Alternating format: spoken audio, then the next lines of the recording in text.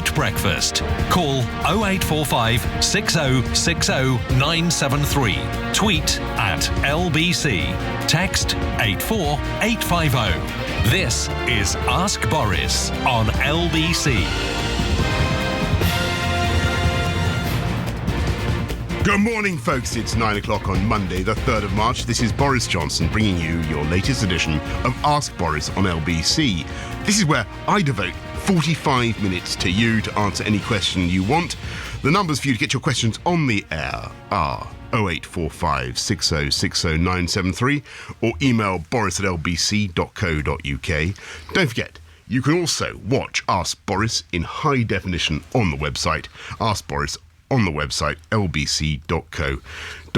Now, just before we go to your calls, and we're going to go in a second to Rav in Croydon, I just want to tell you about one thing we're doing, Nick, with apprenticeships, where we're trying to get up, as you know, to this very ambitious target of 250,000 by the end of this term. And we have today announced that the British Hospitality Association, who often find it very difficult to help back because of the extreme, the difficulties they have with their cost base, they're creating 7,000 new apprenticeship positions in the London catering industry by the end of 2016, and we're going to go off. I'm going off in a minute to a Premier Inn, where we're all going to cook breakfast with loads of apprenticeships. It is although the economy is improving, and we've got NEETs at a low now since 2008. More people getting into jobs. It's still absolutely vital to get young people into work. Apprenticeships are by far the best way, I think, of doing it. Ravin in Croydon, over to you, sir. Good morning, Boris. Good morning. If parents of radical Islamists, if children of radical Islamists should be taken into care, should the same happen to members of the BNP?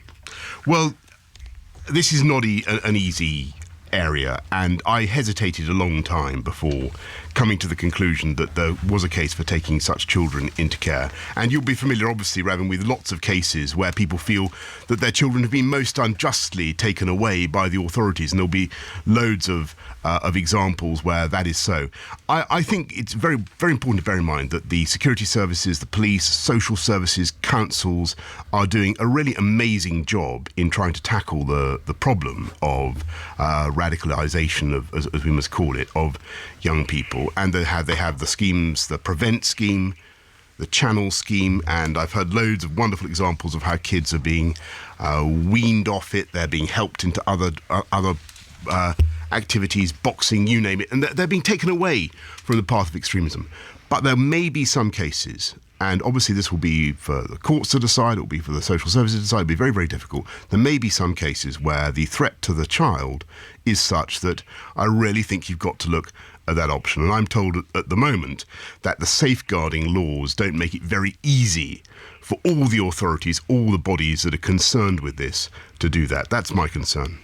Raven? But, I mean, I actually have some sympathy to what you're saying, because, I'm a parent who has suffered with not seeing my child for X amount of years, and, social services have not helped me in trying to and I've tried to put forward to social services things that have happened to me, and they haven't helped. But my point is that, just the question I asked was, if you can do that to members, I think you asked about the BNP. You asked about the BNP, and I think it's a fair question. The question really, so is it yes or no? The question is it all depends on the interest of the child.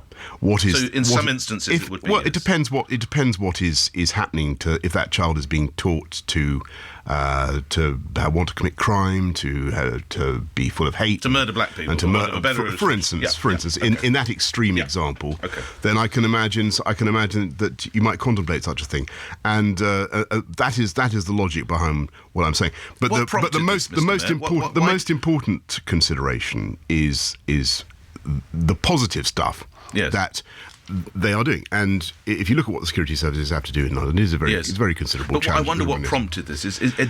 Can you share with us a very real concern that there are a large number of children being radicalised? I wouldn't say. Obviously, this derives from conversations, briefings that you can imagine that we always have to have about what's going on in London, and it's particularly apposite in view of the sentencing of the killers of drummer Lee Rigby. And the question is, how do we stop this happening again? How do we make sure the kids in London aren't growing up with these kind of nightmare nightmarish ideas in their heads. And you can tackle the extremist preachers. You can do all sorts of things in the mosque. You can work with the community in the way that we're doing. But one thing that has been drawn to my attention is this particular anomaly that you can have in some cases, and maybe it's no more than a few hundred, but you have some kids who are being put at risk by the desire of their parents or their step-parents or whatever, their immediate family, to radicalise them. And that seems to me to be a legitimate concern for the authorities. And lastly, how would the children be recognised, or how would they come to the attention? I think it would, in the normal course of intelligence work, and as you can imagine, there's an awful lot of outreach work that goes on the whole time, where, particularly in the groups that surround, or the Al-Muhajirun, the banned extremist group that still obviously has some influence, which we're trying to weed out. All right, we have other calls. Thank you. Yes, thank you. Diana in Surbiton. Oh, hello, Boris. How are you? Not too bad. Good. I wanted to ask you a question, right? Mm-hmm. What did you say to George Osborne? What I didn't say. No, you answer my question. Don't dodge around it. I want to know the. What did I say? I've said many things to my friend George Osborne. What happened yesterday? Well, what was in the papers yesterday? Well, I was most surprised. If you're talking to the piece about them in the Mail on Sunday, which I see on my friend Nick Ferrari's desk there, I was most surprised to read that headline. It bore no relation. In fact, I haven't had a conversation of any such kind with George. What I talk about with George is what we can do to move the London economy and invest in the city. And what was the answer to what you asked him? He said, yes, you can have £200 million for the Crossrail trains. Did he really? He did. What Diana is driving at, Mr. Mayor. He did, Diana. Diana, don't go. Diana, I don't want to dodge your question. I know what you're. George Osborne supposedly urged you to make a comeback to the Commons. You could be the Conservatives' secret weapon. You are their Heineken. You reach the voters others cannot reach. To which you replied, "Bull S" is your response. No. Boris, I met your father in the Brunswick. You met my father, yes, Diana. Right? Yes, okay, we need to take extreme care, Diana. Is everything all right? Okay, what? I dread to think what the Brunswick is. Hopefully, he's a nice man. He's a charming man. He certainly is. But let's not let the mayor. What is happening between you and George Osborne? George and I have a very, very good working relationship, and indeed old friendship. And what we both want to do is get David Cameron re-elected. So will you be making a Commons comeback? And that is the project about which we are united, and that we certainly. And will you be making a Commons comeback? I am going to be getting on, as I have never tired of telling you in the last 18 months, and I'm so sick of this subject. I think I'm going to expire sometimes. I'm going to get on and with my job as mayor of London. Would you be think of what Nick. Think of the joy of being mayor of London. Why would? Do you know the things? So you don't want to go back into the Commons? Can I just tell you? Can I just tell you something you may not have? I'm going to get Diana back on you if you're not careful. Get Diana back in a minute. But I'm not getting anywhere. No, you're not going to go back into the Commons because you love being the mayor. Can I tell you something we had the other day? A presentation came in from Hammersmith and Fulham. Nick Botterill brought his team in from Hammersmith and Fulham. They've been working for months on this idea of creating a new town centre in Hammersmith and Fulham. They're going to take that flyover and make it a fly under. And we've been listening to this for months and months. Oh, come off it, it's never going to work. And actually, it is brilliant. It's going to happen. It adds up. It's a most fantastic scheme. You're going to go under. We're going to tunnelise the flyover. Wow. And when's that happening? And well, the timescale will be 3 or 4 years, I expect. Right. But it will be. It is. Okay. What was so interesting was that even the hardened TfL engineers looked at all this. And they thought, because they've been pretty sceptical, and they thought it was a great scheme. And so, if you've got that sort of thing on your agenda, if you've got daily the excitement of trying to helping to run the greatest city on earth, why on earth would you want to do anything? Well, I'm going to go now to no, you're not. We'll get Diana back. So you're not going. You're not going into the Commons prior to 2015 because of the excitement of the Hammersmith fly under. Correct. The sheer excitement of the Hammersmith fly under is all. You're not going in. So, despite George Osborne's entreaties, the answer's no. The answer is I'm sticking to my job that I was elected to do in 2012 and indeed 2008. And I'm very people of London. I'm very, very privileged to be here. Diana, are you happy? John Just let Diana. Are you happy? You got the answer? In actual fact, you cut me off before I could hear the answer. No, Diana, we lost the line, I assure you. But the answer... No, he's staying. So you haven't given me a fair chance. I haven't heard the answer. Oh, God, OK, right. Well, we can't have that. A final point from you then, Diana. He's going to stay as mayor. He's not going in to the House of Commons prior to the election. He's saying no to the Conservatives' plea for him to be their secret weapon. So what do you want? Well, they haven't actually made any such plea, to be totally honest. But anyway, never mind. If there were that plea... If the scrum was to wheel round, if we had some ham, we could have ham and eggs if we had any eggs. You know, So he's going to keep being Lord Mayor, and he's going to play all them people up as usual. He's not quite Lord Mayor. That's a few years down the road. He's very much a chief executive style of mayor. Yeah. Diana, thank you. Thank you, Diana. Can we go to John in Bellingham? Tell me about what Dad said to you at the Brunswick. Right, we go. John in Bellingham, please. John. Yeah. Good morning, Mr. Mayor. Good morning, Nick. Good morning, sir. Yeah, if you... Bit of a cliche question. If you had been Prime Minister for the last 3 to 4 years, what would you have done differently to David Cameron? I think David Cameron has done a fantastic job, and it would be utterly impertinent of me to comment. The only thing I suppose I might have... that I'm obviously on record as... disagreeing about, John, is I think we could have cracked our aviation problems, and I think I would have blasted ahead with that. John? Yeah, are you saying that if you were to be elected Prime Minister, and I know you're denying that, you wouldn't change anything, you'd do what David Cameron would have done? I'm not saying that, but I'm saying that that the thing only thing I would draw to your attention that I'm obviously publicly at variance with the government about is I don't think it's right to build a third runway at Heathrow. I think it's the wrong place for London and for the UK to have many hundreds of thousands more flights coming over our city. I think we do need a solution. We need it urgently, and I'm So this urging them to get on with it. With gay marriage, you were all fully supportive of that. I am not going to sit here. We're talking about London. We're talking about the agenda for London. There are gay people in London. We're talking about the agenda for London. And by the way, I remember Peter Tatchell saying it was all my idea, the whole thing. There you go. So it was you were behind. John, you happy? We move on? No, so we may as well not elect Boris and keep David. Well, my strong advice to you, John, is to do just that. Is to vote Conservative in 2015 and return David Cameron. That is the right way forward for the country. Thank you very much. We move on to other calls. Can we have Trinder in Finchley, please? Oh, good morning, Boris. Good morning, Trinder. Hello. I was a fan of yours in one way until you said Mr. Cameron runs this country wonderfully, which he doesn't, I don't think. Anyway, getting onto bus passes. OK, come on, Trinder. I am retired, worked very hard, well past retirement age. Yes. And I want to know why you are thinking of getting rid of the bus pass. We're not. Who says that? We're not. Well, there was it's been in the papers. There was a programme on LBC yesterday devoted to it.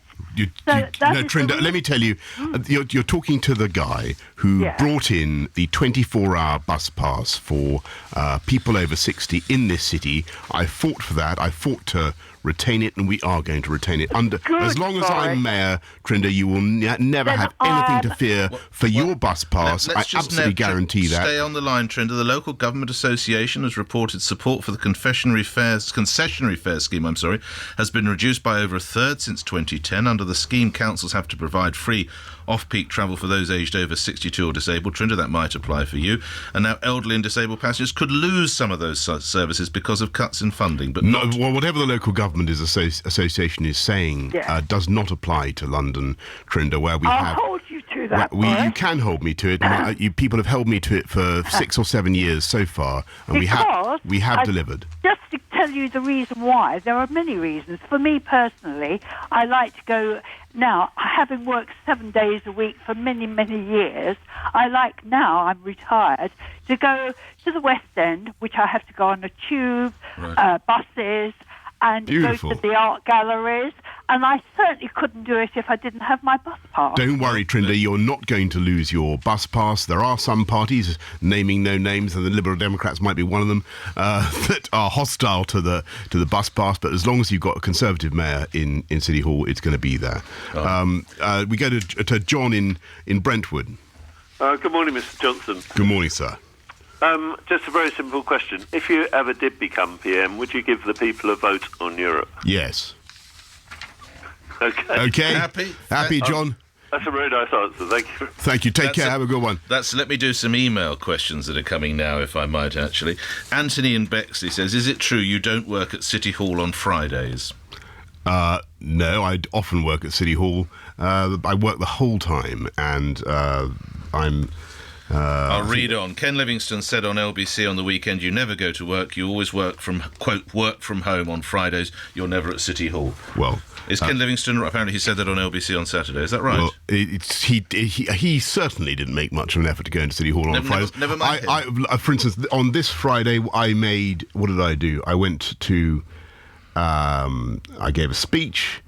And So I then had the great joy, Nick, of last Friday. I'll tell you what I did last Friday. I took the... You'll like this. I took the European Commissioner for the Regions and Structural Funds to... Task? No, to the cable car. Oh, no. Why did you do that? I took him to the cable car. Well, you've got to get some I'll tell you why I took him to the cable car. Because... I am thrilled to say that you knew you'd have space to talk confidentially. On the contrary, have the last week, carriage to yourself. Over half term, we have had a record number of visitors on that cable car, 47,000, the highest number since I was here. The week ending the 15th of February, it is going absolutely gangbusters. And I want you. Wait. Okay, I cannot believe you're continuing to attack this thing. That's what I was doing. 7,033 on people. Friday, and let me tell you that the. Let me play you while you get your figures. Let me tell you what Alistair Wood, Senior Vice President Development for the AEG Europe, the guy who run the O2, said. The Emirates airline has had an extremely positive impact on O2 business in the Greenwich Peninsula as a whole. Well, that's fantastic. I'm not paying my city council taxes to help the O2. No, you're not paying it because it's the cable car, unlike any other form of transport infrastructure, as you well know. Even Sir Peter Hendy, a man who's never... It's already covering its revenue costs. This is Sir Peter Hendy with me last month. That cable car, it's a white elephant, isn't it? Well, you try that one with Boris. It's a white elephant, isn't it? You try that one with Boris. I have. It is a white elephant, It's for regeneration. The story that we've only got 4 regular passengers isn't true. Well, we've been down there, we've found 3. Oh, for heaven's sake. There are people using it every day. Yeah, 4 people. Well... It's a white elephant. You try that line with him. As far as we're concerned... come on. As far as we're concerned, it's part of the transport system. We'll run it as part of the transport system in an area of London which needs economic development. And what the Chinese, for instance, the ABP developers who are bringing in £6 billion worth into the Royal Docks say, they said that it was 7,000 people. Part of their week of the 15th decision. of February. The cable car represents modern transport. We very much like the cable car. It's the only one of its kind. Can take and the 5,000 an hour. And the Chinese love it. And 7, actually, when I took the commissioner... So we made it for the Chinese now, did we? No, we made it as Peter Hendy rightly just said. If you were listening to your own interview, which you conducted with him, Nick, he said that it was there for regeneration benefits. With Peter Hendy, but anyway, we got flannelled our way through, his expression I just used. And he is dead right. And actually, it was incredible to go up and see what's happening. Incredible that it moved. Normally it doesn't move. It works. I don't know why you're so negative. I mean, well, because I wanted to do the show on there and you won't let us. When can we go on it? Yeah, any time. Oh, hello. Steady now. I think you got the note of another call. Come on. Have you got a note about Sandra? If not, Sandra in Hartley, yep, please. Absolutely. Good morning, Mr. Mayor. Good morning, Sandra. Today is the 71st anniversary of the Bethnal Green Tube shelter disaster. Right, the worst civilian disaster of World War II, which I know you know about. Yes. Our charity has raised almost £400,000 so far, and we've built 2/3 of the memorial to honour everyone that's involved in it. We now need just £75,000 in order to finish it. Right. Brilliant. However, we've been led to believe that if we could just raise £25,000 fairly quickly, there might be 2 other funders that would be prepared to donate the rest. Right. So we can finish it this year. Now, I read last week you pledged to pay for the memorial service for the 7/7 bombings for the next 3 years. Yeah. We held our memorial service yesterday, and I personally paid £80 out of my own pocket to ensure that all the elderly people that have travelled all over the country had something to eat and drink. For the Bethnal Green Memorial Service. Absolutely. We've never had a penny for you for this disaster, and it's right here on your patch in London. Well, Sandra... Surely you can find something, please.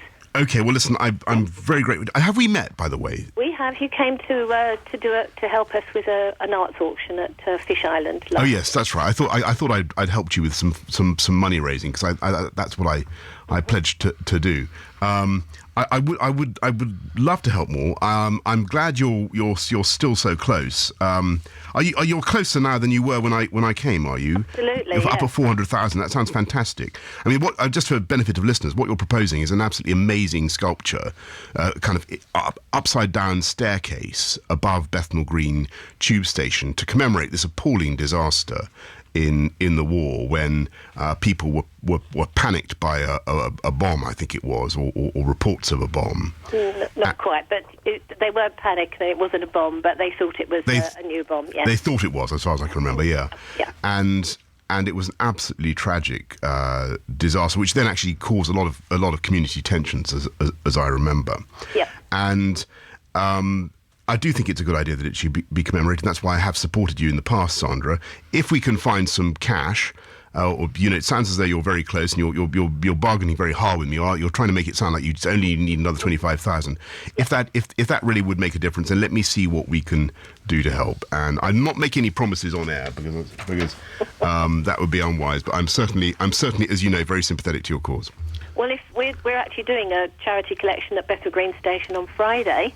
So as you're in the office now on Fridays, if you want to come along and look at that memorial and see all you want me to get out of the office and come to you want me to get out of the office and Bethnal Green Station? Just for 10 minutes and come and see all the lovely flowers and wreaths that were put there yesterday, and you can see what it looks like, and then come along with a cheque for 20,000, and we'd be really pleased. Well, I will. Check for 20,000. What, from the taxpayer? Okay, I will. I can't quite do that, but I will certainly look very sympathetically at what you say. We'll make Sandra. sure that all your details get across to the Mayor's people, Sandra. Thank you. Can we go to Paul in Hendon, please? Good morning. How are you, Mr. Boris? I'm very well, Paul. Right, you keep making money from public, like when you had this strike on the tubes. Why didn't you give people like myself free congestion charge parking for free? Yeah. That's one of them. And the second one is, we have so many beautiful parks in this country. People like myself cannot go there because vultures like yourself, like the parking wardens, as soon as we park there, we get tickets. What is the parks for?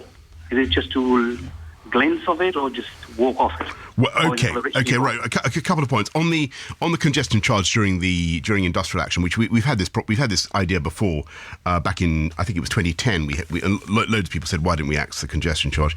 In the end, the trouble there is you're just going to cause too much traffic. No, you won't cause problem because you're not going to cause problem because the problem is the money's going in your pockets. That's what it is. Because if you consider about people like myself, then you think, yes, they need to get into the place, and how much people had so much problem to get to work, and how much money did we lose? Well, you ever thought about that instead of putting money in your pocket? Yeah, obviously, what the money is there to invest in transport, but the reason, that's not the reason why the congestion charge is levied on those days. It is because we don't want the problems people are having, which I apologise to you and to everybody, to be made worse by too much traffic in central London taking advantage of a non-congestion charge day. I'm sorry that's not the answer you want to hear, but that's what we're doing on parking charges around parks. I am sympathetic to what you say. It depends which park you're talking about. Obviously, many of them are run by the boroughs. But if there's a particular one of them, every park you have, you got to pay to go into the park. It doesn't matter where it is. You got to pay for the parking. What you've got to? And even I don't even know why. I don't even know why I pay my road tax for, because road tax is supposed to be used for people like myself to use the roads and to park my car, because I'm supporting that. So why would I have to, let the council dictate me to say where I can park and when I can't park. Well, I think most people would say, Paul, listening to you, that actually the reason for that is that loads of people want to park near the parks because they're a lovely place to go, and clearly there's a huge demand for it, and they have to find some way of allocating the space, and that's why you have the institution of parking charges.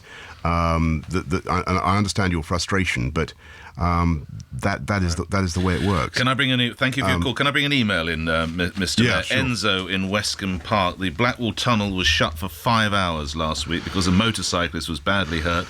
Not even killed, fortunately, says Enzo, but it wiped out the whole of this part of London. When can we have another tunnel or river crossing? Right, Enzo, we're going into consultation now for Blackwall 2. A second Blackwall tunnel, as you know, is going ahead. It'll be a huge benefit, another benefit for Nick Ferrari, almost as good as the cable car.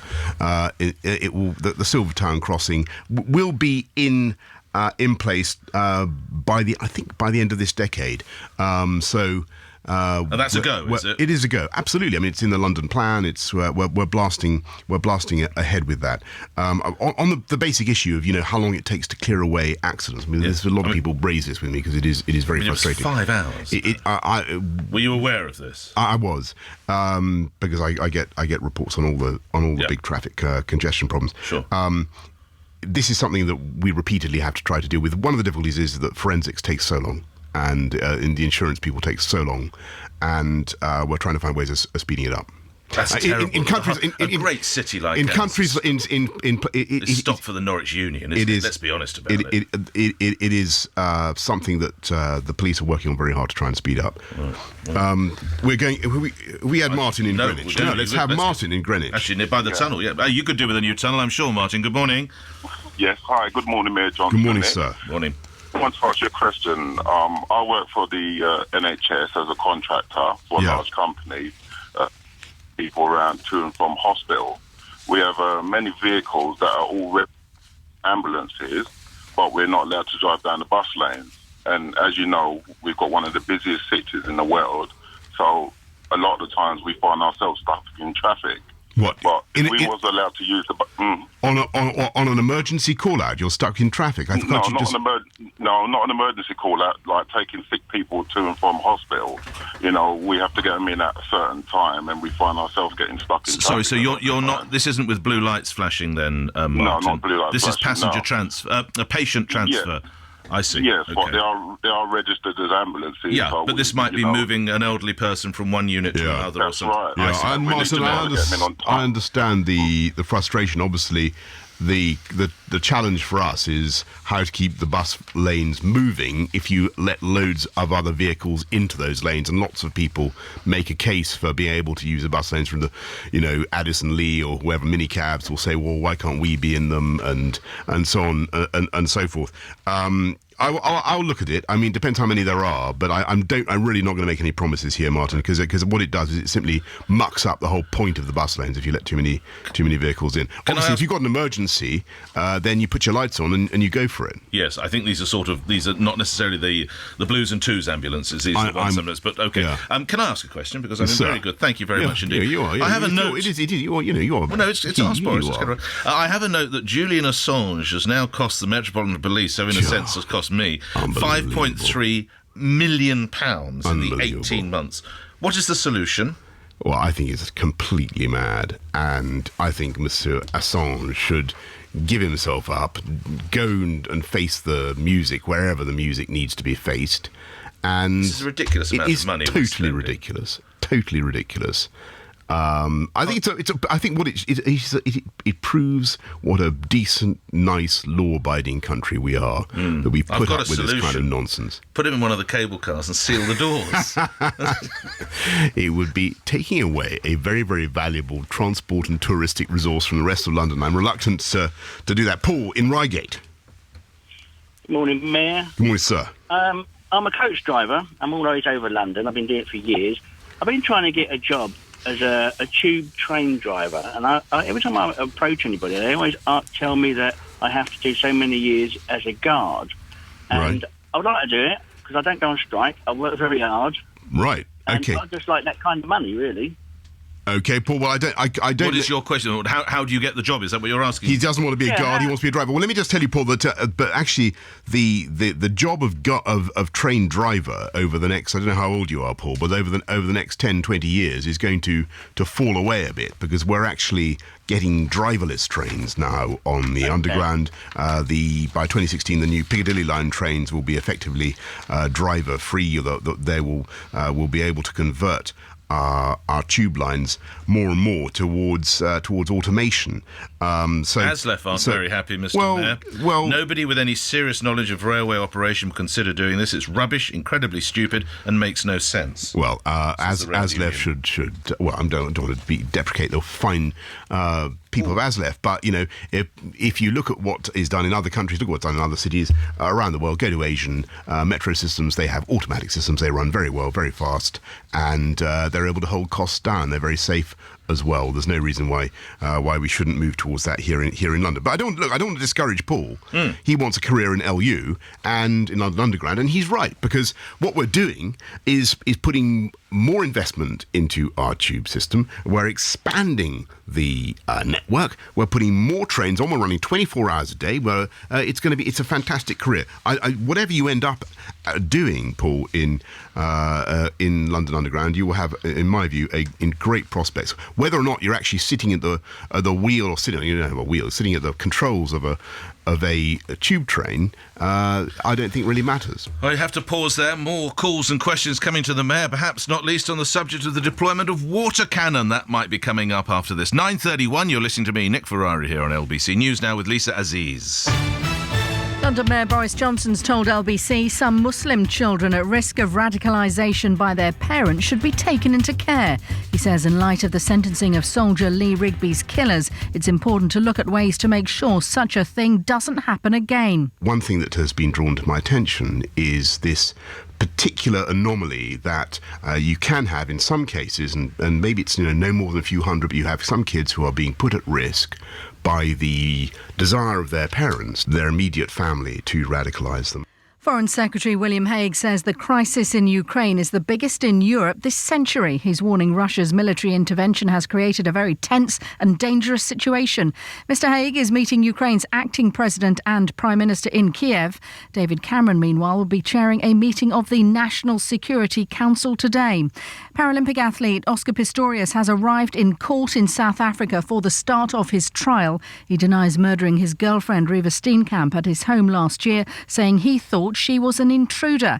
At 9:15, the FTSE was down 67 at 67.42. And LBC weather. Sunshine and scattered showers across London and the southeast. The rain will be heavy at times, with the chance too of hail and thunder. Highs of 8 degrees. A similar picture across the UK with fog and icy patches in the north. LBC News Time, it's 9:32.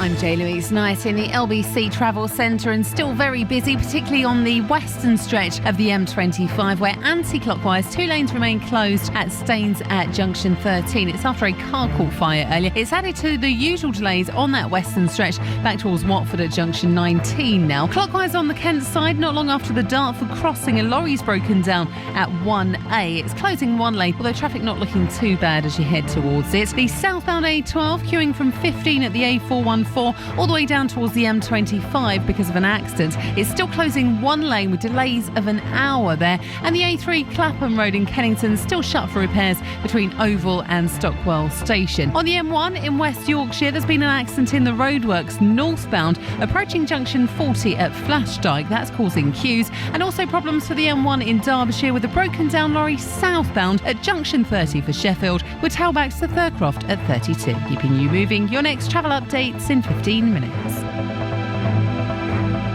LBC Travel. With GoTo Meeting. Avoid those delays by meeting online from anywhere. This is Ask Boris on LBC.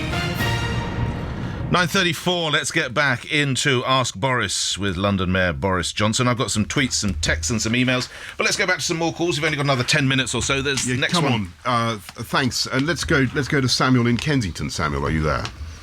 Yes, hi, Boris. Nice to speak to you, Mayor. Mr. Mayor, I've been trying to get through to you for a few months now, but found it quite difficult, but I'm happy to get through to you now. Fantastic. It's regarding the Yes, it's regarding the airport expansion plans. I'm in support of your estuary plan, very, very in support of it. I like the idea.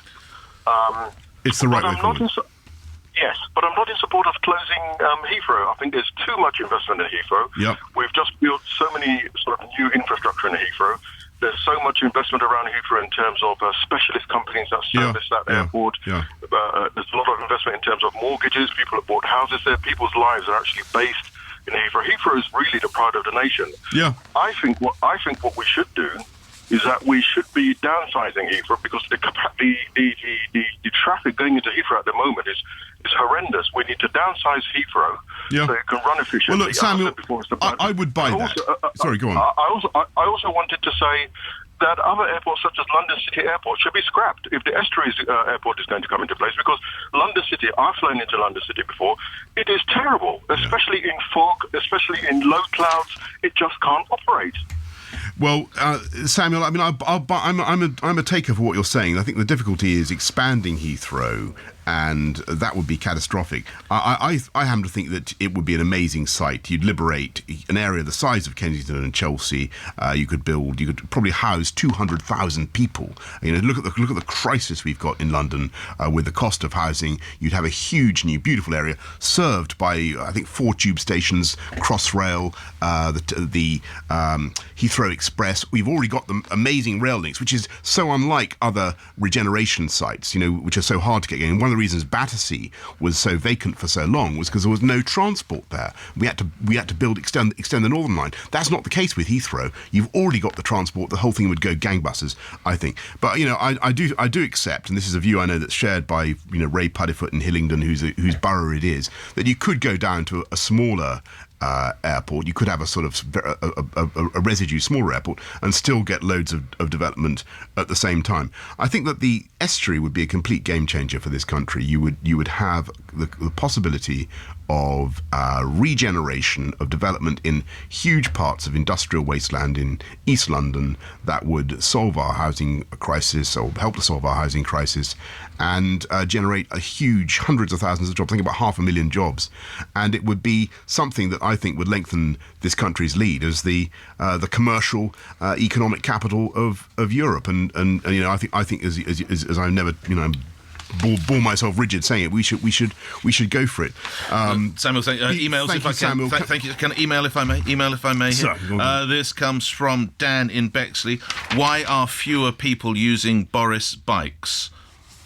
Actually, I'm not sure there are fewer people using Boris bikes. Well, I've got this here. The number of people borrowing a bike from the Capital Cycle Hire Scheme fell by 10% in January, despite an expansion to the south. It's jolly cold in January, I expect. Well, I think these are numbers. Despite expanding into London, the number of hires fell from 500,000 in January 2013 to 498 in January this year. Well, Dan, I think the reason, we are expanding the bike hire scheme. But people aren't using them as much. They're using them in huge numbers. But they're using them in less numbers. I've got to be honest, we did change the pricing. In other words, we put the prices up to put it more frankly.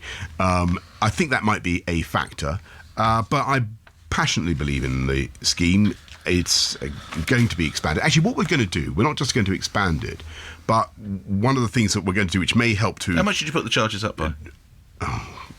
Pass. You always ask me these complicated questions. Well, you are the mayor. You did introduce. How much does it cost to hire a Boris? It's free. It's still. I'll tell you this. It's still free for the first half hour. Yeah, I appreciate it's free that. To you. It's still free. Yeah, okay. But what is the charge should you go over the half hour, and what is the charge each subsequent hour? Can someone inform Mr. Ferrari of the charge? Well, no, I'd like the mayor to inform me. I'm telling you, it's free for the first half hour. After that, it's positively nugatory, but it is still free. You don't for the know first how half much hour. It goes up in very small increments, and it's eminently affordable. Okay. But we did put it up. Why did Barclays come away from it, sponsoring it?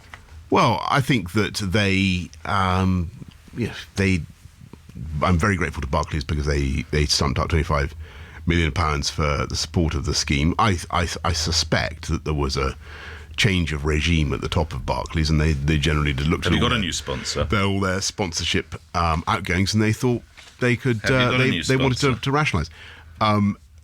we are in discussions with loads of people, and as you can imagine... Who might the new sponsor be? Well, it might be LBC. If no, it's not. Tell me about another media company. It might be... Tell me about another media company you're close to signing. LBC. Look out the window if we had one. What would you see if you looked out of the window? The Odeon Leicester Square. No, above that, what would you see?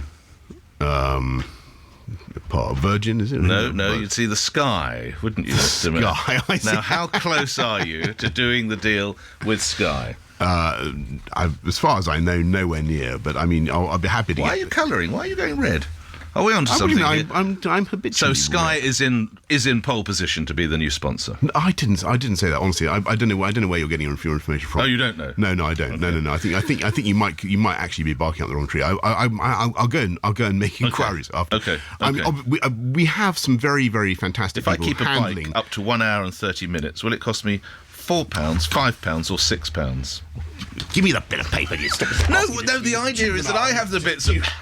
All right, well, you read it off there. You clearly don't know. The answer was £4. £4. It'll cost you £4. If you'd like to read into the microphone, Mr. Mayor. Sorry, it will cost you for up to an hour, 30 minutes. Okay. So 90 minutes of solid, luxurious use of these amply padded, beautiful, burly, blue, banker-fronted bicycles. Currently £4 an hour, up to £2. Yeah, up we don't need to read it all out now that we've saved your skin on this. We have time for another call, Mr. Come on, we got Bilal in St John's Wood, please. Bilal, go ahead. Bilal? Hi, good morning, Nick. Good morning, Boris. Good morning, sir. Boris, I'd like to ask about where do you get your evidence from that today in the UK, Islamic or Muslim families actually turn their children into mass murderers and bombers, or as you may have worded it. Can you define to the general British public what Islamic or Muslim actually means? Well, I think what I referred to in the piece this morning was to extremist Islamic radicalisation. And I think people are basically familiar with what that involves. I think it's a pretty sort of bleak, nihilistic view of the world. You could hear it in some of the things that the killers of drummer Lee Rigby were saying, and patently it's not. I think it's a kind of, for my money, it's a sort of virus that infects people, and it's very, very tragic when it happens. And there seems to be some evidence, Bilal, talking to people who are responsible for keeping us all safe. They are a bit concerned that there may be a number of families where radicalisation is actually going on within the family, either from the parents or from the step-parents or whatever. And the question that in their mind is, and in the mind of the social services, who obviously are doing a very, very good job in trying to help them, the mind is, what does the safeguarding law that applies to these circumstances allow them to do? In what circumstances can you intervene? And that's the issue I was raising this morning.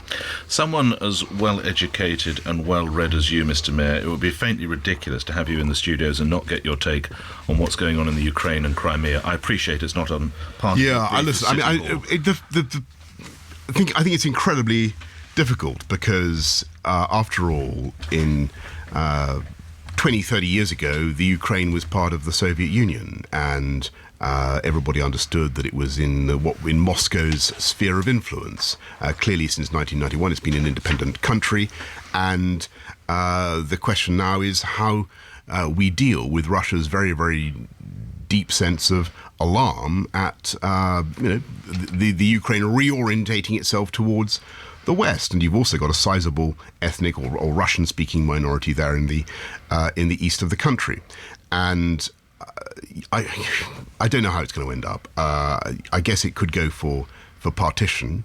But the question there is that anything that Moscow could tolerate? Because don't forget, the origins of Russia, the origins mythically are in Kiev and Rus, and it comes from Kiev. That was where it all began. So to a certain extent, the Ukraine occupies as far as I can understand, it occupies in the idea of the origins of Russia the same status as Kosovo did for Slobodan Milosevic and the Serbs. It's the mythical origins of the nation. And I think that's going to be very, very difficult for Vladimir Putin to cede to cede influence there. I think it's going to take a huge amount of restraint on all sides, a huge amount of statesmanship and courage, both in Moscow and in Kiev, and in the West, not to allow this situation to get out of control. Should the Winter Paralympians go ahead with the Winter Paralympics in Sochi? Well, I think when you've got the host country flagrantly infringing the sovereignty of another country, a country that has cadet NATO membership, after all, is part of and is a country that aspires to membership of the European Union, which is the Ukraine, then I think it's very, very difficult. So we shouldn't go. I think he certainly shouldn't have the G8. Absolutely. But that's just symbolism. Okay. What matters is making sure that this doesn't escalate into a civil war, and that will take great statesmanship. One text before your final call. This comes from Tracy in Soho. Would you accept the role of Conservative Party chairman prior to the next general election? Well, is that Tracy? Yes. Tracy, nobody has offered me any such role, and my job, I'm delighted to say, but I have a full-time job, obviously, on LBC, on the Ask Boris, but the other job and I have... selling the cable cast is a full-time job as well. And the most important thing I have to do is so if it was to be offered, you're not interested? Is run the city, and I'm not aware of any plans to make me any such offer, and I've got to get on with being mayor. All right, final question. Can we go to Saul, please, in Muswell Hill? Good morning, Mr. Mayor. Good morning, sir. I'd like your opinions on... I'm an artist who actually lives in East London. Oh, right. And we're being forced out due to the high rents. Most of the artists, actually, with us are being forced out due to the high rents. And I feel that artistry and arts and all the sort of beautiful things that brings has caused a regeneration in all these areas. It certainly has. And I see lots of new developments popping up everywhere, warehouses being knocked down, contracts coming to the end, big new developments that have been awarded contracts, and I see that there's shared ownership schemes for affordable housing. I've got to move you to your question. I'm terribly sorry, Saul. My question is that why is there not plans and new developments to create cheap artist studios in all these areas? Quickly, Saul, that there are.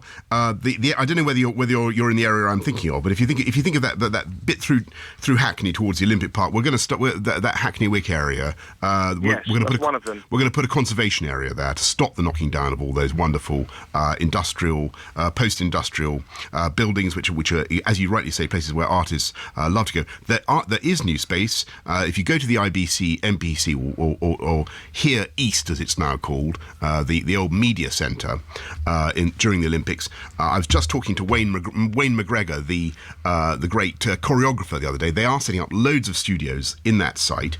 And it may be that there could be something there for you, because he's not just talking about having dance there, he's talking about the figurative, the visual arts as well. Saul, stay in touch. Let us know how you get on. We can always come back to the next time we have Mayor Boris Johnson here for Ask Boris. Mr. Mayor, thank you for your time. Thank you, sir. And travel on LBC follows this. Nick Ferrari at breakfast on LBC. With the Financial Times, for those who value independent thought.